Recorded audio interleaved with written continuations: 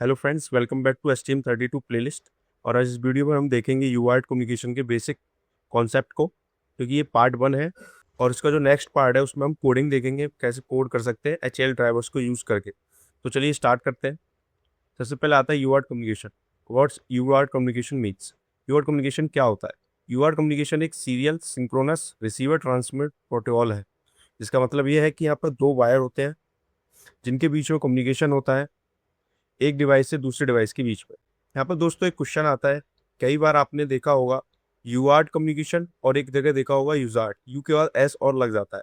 तो उन दोनों में क्या डिफरेंस है, आप मुझे नीचे कमेंट करके जरूर बताएं। हम आने वाली नेक्स्ट वीडियो में इसके बारे में हम डिटेल में देखेंगे। So UART is a hardware communication protocol that use synchronize sending communication with configurable speed.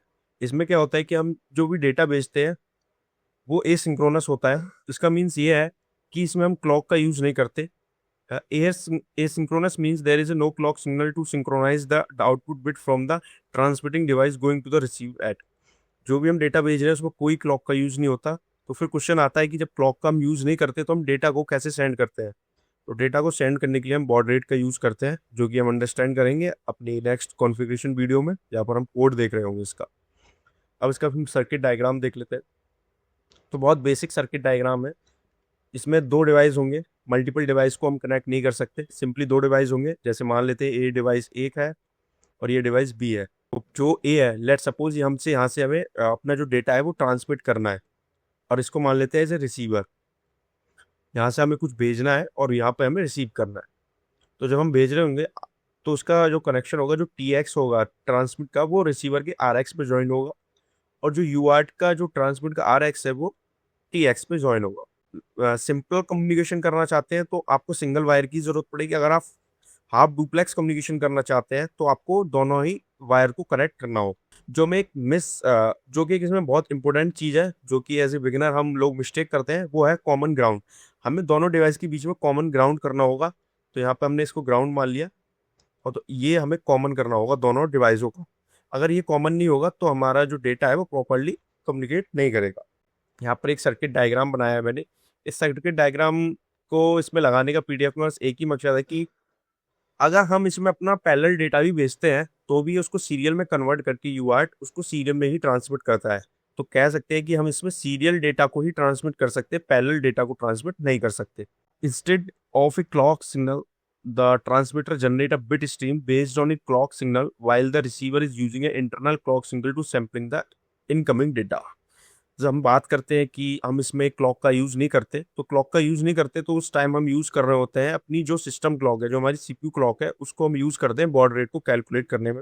अगला चलते हैं डेटा। हम डेटा जो ट्रांसफर होता है वो किस फॉर्म में होता है? तो डेटा पैकेट की फॉर्म में ट्रांसफर होता है। ये आप देख सकते हैं, डेटा पैकेट की फॉर्म में। और जो सिंगल पैकेट होता है वो इन चार चीजों से मिलकर बना होता है। तो पहला जो होता है वो स्टार्ट बिट होती है, और जो दूसरा होता है हमारा डेटा फ्रेम होता है, तीसरा होता है हमारा पैरिटी बिट, और चौथा होता है हमारा स्टॉप बिट। इनके बारे में हम एक एक करके जानेंगे। तो सिंपली स्टार्ट बिट के नाम से ही पता पड़ रहा है कि कम्युनिकेशन को स्टार्ट करने के लिए हमें स्टार्ट बिट भेजनी होती है इस पैकेट के थ्रू, जो कि एक 1 बाइट की होती है, सॉरी 1 बिट की होती है।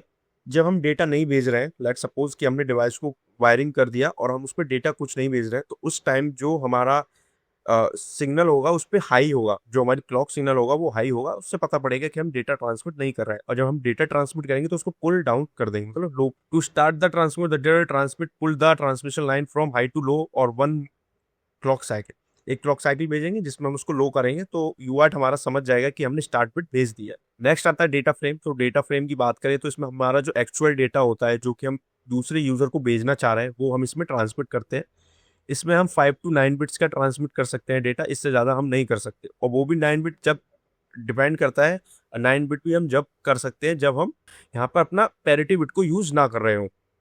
अब ये पैरिटी क्या है? तो हमारा नेक्स्ट था parity 0 to 1 bit. Parity simply एक कैलकुलेशन है जो कि की जाती है डेटा को सिक्योर करने के लिए। अगर हम कोई डेटा ट्रांसफर कर रहे हैं और जब रिसीवर उसको रिसीव कर रहा है, तो उसको कैसे पता लगेगा कि जो उसने डेटा मैंने यूजर ने भेजा है वो करेक्ट डेटा है या नहीं? कई बार क्या होता है, सिंगल डिस्टर्बेंस की वजह से हम कुछ डेटा लॉस भी कर देते हैं। तो उस चीज को चेक करने के लिए हम पैरिटी बिट का यूज करते हैं। सिंपल लास्ट में है स्टॉप बिट। स्टॉप बिट के लिए हम उसको लो टू हाई कर देंगे। तो वो क्या करेगा, उसको हम समझ लेगा कि अब यहाँ पर स्टॉप बिट आ गई है। ये आप देख सकते हैं यहाँ पे हम TX से अपना डेटा भेज रहे हैं 1010101111 और यहाँ से ट्रांसमिट हो रहा है। तो दोस्तों इस वीडियो में इतना ही, बहुत बेसिक कॉन्सेप्ट मैंने इसमें शेयर किया है आपके साथ। अगर वीडियो अच्छी लगी हो तो हमारी वीडियो को लाइक करें, शेयर, चैनल को सब्सक्राइब करें